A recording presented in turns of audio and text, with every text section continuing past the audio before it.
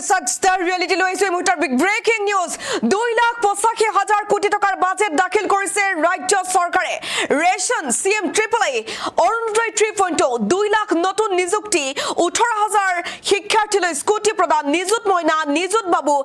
MSME ভূমি আইনকে ধৰি বহু কেইটা বৃহৎ ঘোষণা কৰিছে ৰাজ্য চৰকাৰে এই বাজেটত আৰু এই বাজেটত কি আছে পূৰ্ণাংগ বাজেটৰ খেহতিয়া প্ৰতিটো খবৰ এই বাতৰিত আমি লৈ অহাৰ চেষ্টা কৰিছো হবিচাৰে লৈ আহিছো আটাইতকৈ ডাঙৰ আপডেট এই মুহূৰ্তৰ বিগ ব্ৰেকিং নিউজ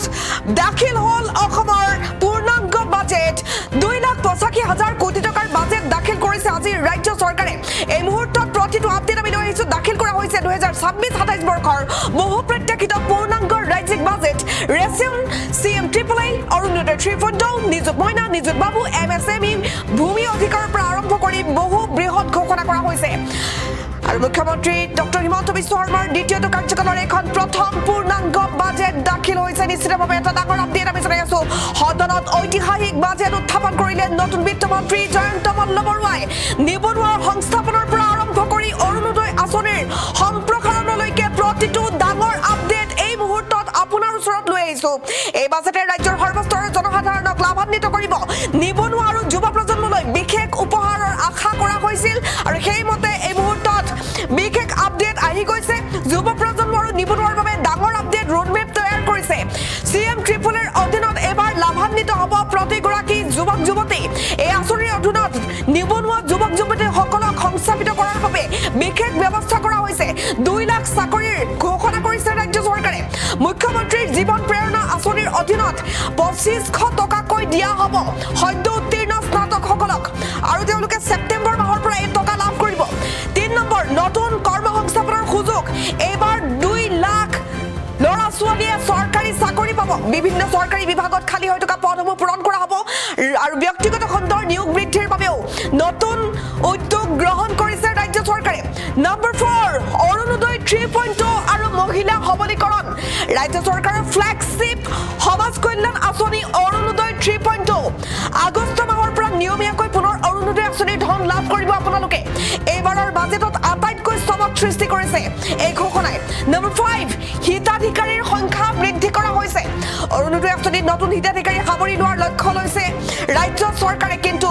ভুৱা হিতাধিকাৰী বাদ পৰিব নম্বৰ 6 পোনপটীয়া বেংক হস্তান্তৰৰ ব্যৱস্থা হ'ব এতিয়াৰ পৰা কোনো ধৰণৰ বেমেজালি নহ'ব হিতাধিকাৰী মহিলাই প্ৰতিমাহে 1250 টকা নগদ ধন পাই আছে আৰু তেওঁলোকে নিয়মীয়াকৈ পাব 250 টকাকৈ LPG চিলিণ্ডাৰৰ ৰাজসাহাৰ্য সহ টোটেল 1500 টকা তেওঁলোকে পাই থাকিব আৰু এই ব্যৱস্থাটোক অধিক সুৰক্ষিত আৰু নিয়মীয়া কৰা হ'ব বুলি প্ৰতিশ্ৰুতি দিছে ৰাজ্য চৰকাৰে নম্বৰ 7 মহিলা উদ্যমিতা আঁচনি ইয়াৰ অধীনত মহিলাসকলক প্ৰদান কৰা হ'ব ধন আত্মসহায়ক গোটৰ মহিলাসকলক ব্যৱসায় আৰম্ভ কৰিবলৈ ধন প্ৰদান কৰা হ'ব নম্বৰ 8 শিক্ষাৰ্থীৰ বাবে নিযুত মইনা আৰু নিযুত বাবু আঁচনি ছাত্ৰ ছাত্ৰীৰ ড্ৰপ আউট হাৰ হ্ৰাস কৰিবলৈ ৰাজ্য চৰকাৰে আৰম্ভ কৰিছে এই বৃহৎ বাজেট নিযুত মইনা আঁচনিৰ অধীনত সামৰি লোৱা হৈছে ছাত্ৰীসকলক উচ্চ শিক্ষা গ্ৰহণ কৰাৰ বাবে 5.5 লাখতকৈ অধিক ছাত্ৰীক 1000 পৰা 2500 টকা পৰ্যন্ত প্ৰতিমাহে দিয়াৰ ব্যৱস্থা কৰা হৈছে আৰু ছেপ্টেম্বৰ মাহৰ পৰা এই ধন তেওঁলোকে পাব নম্বৰ 10 নিযুত বাবু আঁচনি ছাত্ৰসকলৰ বাবে উলিয়াইছিল ৰাজ্য চৰকাৰে 47,000ৰো অধিক ছাত্ৰই উচ্চ শিক্ষাৰ বাবে 1000 পৰা 2000 টকাকৈ প্ৰতিমাহে সাহায্য লাভ কৰিব চৰকাৰৰ পৰা আৰু ছেপ্টেম্বৰ মাহৰ পৰা এই ধন দিয়া হ'ব নম্বৰ 11 উদ্যোগ আৰু ব্যৱসায় সহজীকৰণ কি ব্যৱস্থা লোৱা হৈছে এই ক্ষেত্ৰত চাই লওক থলুৱা ব্যৱসায় আৰু MSME খণ্ড উপকৃত হ'ব তাৰ বাবে বাজেট ধাৰ্য কৰিছে ৰাজ্য চৰকাৰে নম্বৰ 12 MSME ৰেহাই MSMEৰ ক্ষেত্ৰত বিশেষ ব্যৱস্থা ৰাজ্য চৰকাৰে গ্ৰহণ কৰিছে ক্ষুদ্ৰ আৰু মজলীয়া উদ্যোগীসকলে প্ৰথম 3 বছৰ চৰকাৰী অনুমতি অবিহনে ব্যৱসায় আৰম্ভ কৰিব পাৰিব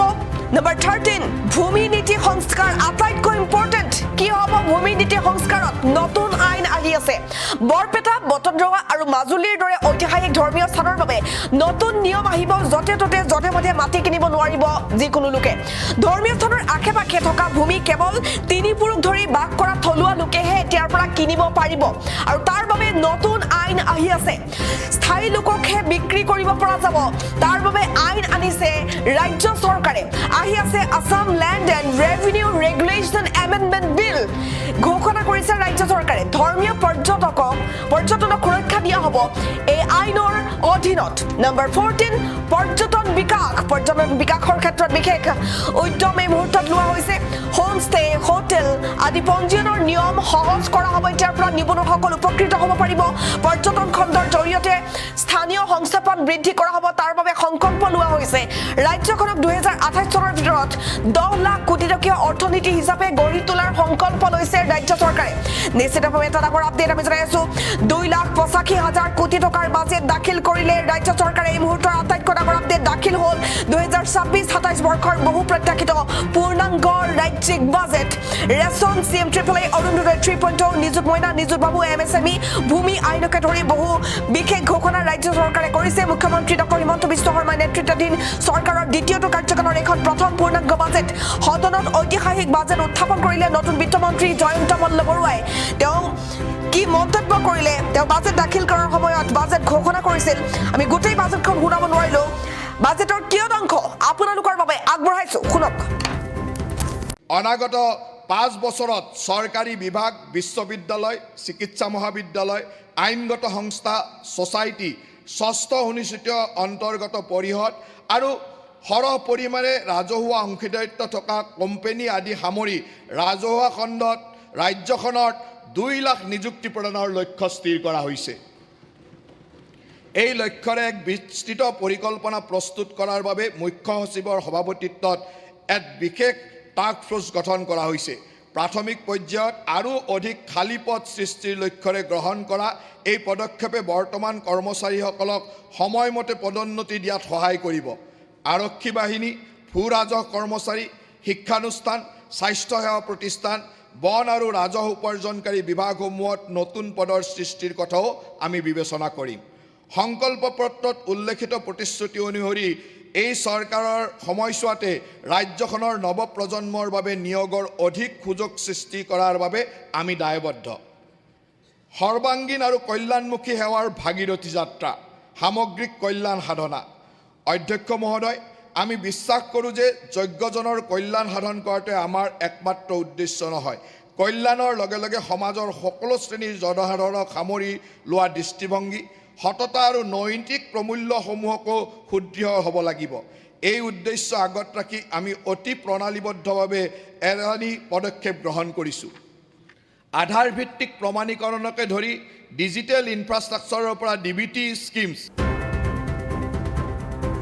বিভাগ বিশ্ববিদ্যালয় চিকিৎসা মহাবিদ্যালয় আইনগত সংস্থা সোসাইটি ষষ্ঠ অনুসূচিত অন্তৰ্গত পৰিষদ আৰু সৰহ পৰিমাণে ৰাজহুৱা অংশীদাৰিত্ব থকা কোম্পানী আদি সামৰি ৰাজহুৱা খণ্ডত ৰাজ্যখনত 2 লাখ নিযুক্তি প্ৰদানৰ লক্ষ্য স্থিৰ কৰা হৈছে এই লক্ষ্যৰে এক বিস্তৃত পৰিকল্পনা প্ৰস্তুত কৰাৰ বাবে মুখ্য সচিবৰ সভাপতিত্বত এক বিশেষ টাস্ক ফোৰ্স গঠন কৰা হৈছে প্ৰাথমিক পৰ্যায়ত আৰু অধিক খালী পদ সৃষ্টিৰ লক্ষ্যৰে গ্ৰহণ কৰা এই পদক্ষেপে বৰ্তমান কৰ্মচাৰীসকলক সময়মতে পদোন্নতি দিয়াত সহায় কৰিব আৰক্ষী বাহিনী ভূ-ৰাজহ কৰ্মচাৰী শিক্ষানুষ্ঠান স্বাস্থ্য সেৱা প্ৰতিষ্ঠান বন আৰু ৰাজহ উপাৰ্জনকাৰী বিভাগসমূহত নতুন পদৰ সৃষ্টিৰ কথাও আমি বিবেচনা কৰিম সংকল্প পত্ৰত উল্লেখিত প্ৰতিশ্ৰুতি অনুসৰি এই চৰকাৰৰ সময়ছোৱাতে ৰাজ্যখনৰ নৱপ্ৰজন্মৰ বাবে নিয়োগৰ অধিক সুযোগ সৃষ্টি কৰাৰ বাবে আমি দায়বদ্ধ সৰ্বাংগীন আৰু কল্যাণমুখী সেৱাৰ ভাগীৰথী যাত্ৰা সামগ্ৰিক কল্যাণ সাধনা অধ্যক্ষ মহোদয় আমি বিশ্বাস কৰোঁ যে যোগ্যজনৰ কল্যাণ সাধন কৰাটো আমাৰ একমাত্ৰ উদ্দেশ্য নহয় কল্যাণৰ লগে লগে সমাজৰ সকলো শ্ৰেণীৰ জনসাধাৰণক সামৰি লোৱা দৃষ্টিভংগী সততা আৰু নৈতিক প্ৰমূল্যসমূহকো সুদৃঢ় হ'ব লাগিব এই উদ্দেশ্য আগত ৰাখি আমি অতি প্ৰণালীবদ্ধভাৱে এলানি পদক্ষেপ গ্ৰহণ কৰিছোঁ আধাৰ ভিত্তিক প্ৰমাণীকৰণকে ধৰি ডিজিটেল ইনফ্ৰাষ্ট্ৰাকচাৰৰ পৰা DBT স্কিমছ অধীনত একত্ৰিত ডিজিটেল হিতাধিকাৰী গাঁথনিৰ জৰিয়তে সকলো হিতাধিকাৰীমুখী আঁচনি প্ৰদান কৰা হ'ব অধ্যক্ষ মহোদয় মহিলা সবলীকৰণৰ আৰু লিংগ সমতা সুদৃঢ় কৰাৰ অৰ্থে বহু বিবাহত লিপ্ত হোৱা কোনো পুৰুষে কোনো চৰকাৰী কল্যাণমুখী আঁচনিৰ অধীনত সুবিধা লাভৰ বাবে যোগ্য বিবেচিত নহ'ব ইয়াৰ উপৰি মহিলা সবলীকৰণ লিংগ বৈষম্য দূৰ কৰা আৰু এক সুস্থ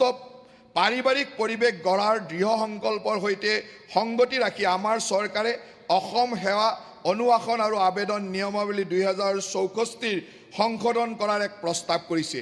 এই নিয়ম অনুসৰি কোনো চৰকাৰী কৰ্মচাৰীয়ে বহুবিবাহ কৰা বুলি প্ৰমাণ হ'লে তেওঁক আইনমতে চাকৰিৰ পৰা বৰ্খাস্ত কৰা হ'ব। সততা আৰু দায়িত্বশীল নাগৰিকৰ প্ৰসাৰৰ অৰ্থে মই প্ৰস্তাৱ কৰোঁ, যিকোনো অপৰাধমূলক আইনৰ অধীনত দোষী সাব্যস্ত কৰা কোনো ব্যক্তিয়ে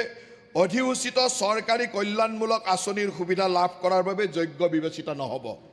বিধানসভাৰ নিৰ্বাচন প্ৰক্ৰিয়াৰ সময়ত নিয়মীয়া বাজেট উত্থাপন কৰিব নোৱাৰাৰ বাবে প্ৰাপ্ত নোহোৱা কল্যাণকামী আঁচনিসমূহৰ সুবিধা আমি অহা আগষ্ট মাহৰ পৰা পুনৰ আৰম্ভ কৰিম। অৰুণোদয় আমাৰ ৰাজ্যখনৰ আটাইতকৈ বৃহৎ সামাজিক সাহায্য আঁচনি আৰু ই হৈছে অসমৰ আটাইতকৈ বেছি স্বীকৃতিপ্ৰাপ্ত কল্যাণমূলক পদক্ষেপসমূহৰ ভিতৰত অন্যতম। পূৰ্বৰ পৰ্যায়সমূহৰ পৰা আমি লাখ লাখ মহিলা নেতৃত্বাধীন পৰিয়ালক প্ৰত্যক্ষ মাহেকীয়া সাহায্য আগবঢ়াই অহা অৰুণোদয় আঁচনিয়ে এতিয়া সমগ্ৰ ৰাজ্যখনত প্ৰায় 40 লাখ পৰিয়ালৰ ওচৰ চাপিবলৈ সক্ষম হৈছে। ই পৰিয়ালসমূহৰ পৰিচয়ৰ প্ৰতীক আৰু সৰ্বাংগীন কল্যাণৰ প্ৰতি আমাৰ চৰকাৰৰ প্ৰতিশ্ৰুতিবদ্ধতাৰ চিন হৈ পৰিছে। আগষ্ট মাহৰ পৰা অৰুণোদয়ৰ অধীনত ধন বিতৰণ পুনৰ আৰম্ভ হ'ব। একে সময়তে ইয়াৰ লাভালাভ আটাইতকৈ যোগ্য পৰিয়ালসমূহে লাভ কৰাটো নিশ্চিত কৰিবলৈ আমাৰ অনাগত 5 বছৰত চৰকাৰী বিভাগ, বিশ্ববিদ্যালয়, চিকিৎসা মহাবিদ্যালয়, আইনগত সংস্থা, ছ'চাইটি, ষষ্ঠ অনুসূচিত অন্তৰ্গত পৰিষদ আৰু সৰহ পৰিমাণে ৰাজহুৱা অংশীদাৰিত্ব থকা কোম্পানী আদি সামৰি ৰাজহুৱা খণ্ডত ৰাজ্যখনত 2 লাখ নিযুক্তি প্ৰদানৰ লক্ষ্য স্থিৰ কৰা হৈছে। এই লক্ষ্যৰে এক বিস্তৃত পৰিকল্পনা প্ৰস্তুত কৰাৰ বাবে মুখ্য সচিবৰ সভাপতিত্বত এক বিশেষ টাস্ক ফ'ৰ্চ গঠন কৰা হৈছে। প্ৰাথমিক পৰ্যায়ত আৰু অধিক খালী পদ সৃষ্টিৰ লক্ষ্যৰে গ্ৰহণ কৰা এই পদক্ষেপে বৰ্তমান কৰ্মচাৰীসকলক সময়মতে পদোন্নতি দিয়াত সহায় কৰিব। আৰক্ষী বাহিনী, ভূ ৰাজহ কৰ্মচাৰী, শিক্ষানুষ্ঠান, স্বাস্থ্যসেৱা প্ৰতিষ্ঠান, বন আৰু ৰাজহ উপাৰ্জনকাৰী বিভাগসমূহত নতুন পদৰ সৃষ্টিৰ কথাও আমি বিবেচনা কৰিম। সংকল্প পত্ৰত উল্লেখিত প্ৰতিশ্ৰুতি অনুসৰি এই চৰকাৰৰ সময়ছোৱাতে ৰাজ্যখনৰ নৱপ্ৰজন্মৰ বাবে নিয়োগৰ অধিক সুযোগ সৃষ্টি কৰাৰ বাবে আমি দায়বদ্ধ। সৰ্বাংগীন আৰু কল্যাণমুখী সেৱাৰ ভাগীৰথী যাত্ৰা, সামগ্ৰিক কল্যাণ সাধনা। অধ্যক্ষ মহোদয়, আমি বিশ্বাস কৰোঁ যে যোগ্যজনৰ কল্যাণ সাধন কৰাটোৱে আমাৰ একমাত্ৰ উদ্দেশ্য নহয়। কল্যাণৰ লগে লগে সমাজৰ সকলো শ্ৰেণীৰ জনসাধাৰণক সামৰি লোৱা দৃষ্টিভংগী, সততা আৰু নৈতিক প্ৰমূল্যসমূহকো সুদৃঢ় হ'ব লাগিব। এই উদ্দেশ্য আগত ৰাখি আমি অতি প্ৰণালীবদ্ধভাৱে এলানি পদক্ষেপ গ্ৰহণ কৰিছোঁ। আধাৰভিত্তিক প্ৰমাণীকৰণকে ধৰি ডিজিটেল ইনফ্ৰাষ্ট্ৰাকচাৰৰ পৰা DBT স্কিমছ অধীনত একত্ৰিত ডিজিটেল হিতাধিকাৰী গাঁথনিৰ জৰিয়তে সকলো হিতাধিকাৰীমুখী আঁচনি প্ৰদান কৰা হ'ব। অধ্যক্ষ মহোদয়, মহিলা সবলীকৰণৰ আৰু লিংগ সমতা সুদৃঢ় কৰাৰ অৰ্থে বহু বিবাহত লিপ্ত হোৱা কোনো পুৰুষে কোনো চৰকাৰী কল্যাণমুখী আঁচনিৰ অধীনত সুবিধা লাভৰ বাবে যোগ্য বিবেচিত নহ'ব। ইয়াৰ উপৰি মহিলা সবলীকৰণ, লিংগ বৈষম্য দূৰ কৰা আৰু এক সুস্থ পাৰিবাৰিক পৰিৱেশ গঢ়াৰ দৃঢ় সংকল্পৰ সৈতে সংগতি ৰাখি আমাৰ চৰকাৰে অসম সেৱা অনুশাসন আৰু আবেদন নিয়মাৱলী 2064 সংশোধন কৰাৰ এক প্ৰস্তাৱ কৰিছে। এই নিয়ম অনুসৰি কোনো চৰকাৰী কৰ্মচাৰীয়ে বহুবিবাহ কৰা বুলি প্ৰমাণ হ'লে তেওঁক আইনমতে চাকৰিৰ পৰা বৰ্খাস্ত কৰা হ'ব। সততা আৰু দায়িত্বশীল নাগৰিকৰ প্ৰসাৰৰ অৰ্থে মই প্ৰস্তাৱ কৰোঁ, যিকোনো অপৰাধমূলক আইনৰ অধীনত দোষী সাব্যস্ত কৰা কোনো ব্যক্তিয়ে অধিসূচিত চৰকাৰী কল্যাণমূলক আঁচনিৰ সুবিধা লাভ কৰাৰ বাবে যোগ্য বিবেচিত নহ'ব। বিধানসভাৰ নিৰ্বাচন প্ৰক্ৰিয়াৰ সময়ত নিয়মীয়া বাজেট উত্থাপন কৰিব নোৱাৰাৰ বাবে প্ৰাপ্ত নোহোৱা কল্যাণকামী আঁচনিসমূহৰ সুবিধা আমি অহা আগষ্ট মাহৰ পৰা পুনৰ আৰম্ভ কৰিম। অৰুণোদয় আমাৰ ৰাজ্যখনৰ আটাইতকৈ বৃহৎ সামাজিক সাহায্য আঁচনি আৰু ই হৈছে অসমৰ আটাইতকৈ বেছি স্বীকৃতিপ্ৰাপ্ত কল্যাণমূলক পদক্ষেপসমূহৰ ভিতৰত অন্যতম। পূৰ্বৰ পৰ্যায়সমূহৰ পৰা আমি লাখ লাখ মহিলা নেতৃত্বাধীন পৰিয়ালক প্ৰত্যক্ষ মাহেকীয়া সাহায্য আগবঢ়াই অহা অৰুণোদয় আঁচনিয়ে এতিয়া সমগ্ৰ ৰাজ্যখনত প্ৰায় 40 লাখ পৰিয়ালৰ ওচৰ চাপিবলৈ সক্ষম হৈছে। ই পৰিয়ালসমূহৰ পৰিচয়ৰ প্ৰতীক আৰু সৰ্বাংগীন কল্যাণৰ প্ৰতি আমাৰ চৰকাৰৰ প্ৰতিশ্ৰুতিবদ্ধতাৰ চিন হৈ পৰিছে। আগষ্ট মাহৰ পৰা অৰুণোদয়ৰ অধীনত ধন বিতৰণ পুনৰ আৰম্ভ হ'ব। একে সময়তে ইয়াৰ লাভালাভ আটাইতকৈ যোগ্য পৰিয়ালসমূহে লাভ কৰাটো নিশ্চিত কৰিবলৈ আমাৰ অনাগত 5 বছৰত চৰকাৰী বিভাগ, বিশ্ববিদ্যালয়, চিকিৎসা মহাবিদ্যালয়, আইনগত সংস্থা, ছ'চাইটি, ষষ্ঠ অনুসূচিত অন্তৰ্গত পৰিষদ আৰু সৰহ পৰিমাণে ৰাজহুৱা অংশীদাৰিত্ব থকা কোম্পানী আদি সামৰি ৰাজহুৱা খণ্ডত ৰাজ্যখনত 2 লাখ নিযুক্তি প্ৰদানৰ লক্ষ্য স্থিৰ কৰা হৈছে। এই লক্ষ্যৰে এক বিস্তৃত পৰিকল্পনা প্ৰস্তুত কৰাৰ বাবে মুখ্য সচিবৰ সভাপতিত্বত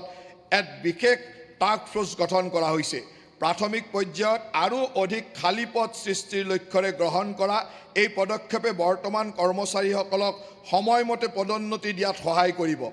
আৰক্ষী বাহিনী, ভূ ৰাজহ কৰ্মচাৰী, শিক্ষানুষ্ঠান, স্বাস্থ্যসেৱা প্ৰতিষ্ঠান, বন আৰু ৰাজহ উপাৰ্জনকাৰী বিভাগসমূহত নতুন পদৰ সৃষ্টিৰ কথাও আমি বিবেচনা কৰিম।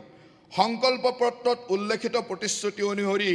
এই চৰকাৰৰ সময়ছোৱাতে ৰাজ্যখনৰ নৱপ্ৰজন্মৰ বাবে নিয়োগৰ অধিক সুযোগ সৃষ্টি কৰাৰ বাবে আমি দায়বদ্ধ।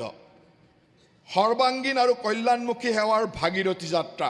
সামগ্ৰিক কল্যাণ সাধনা।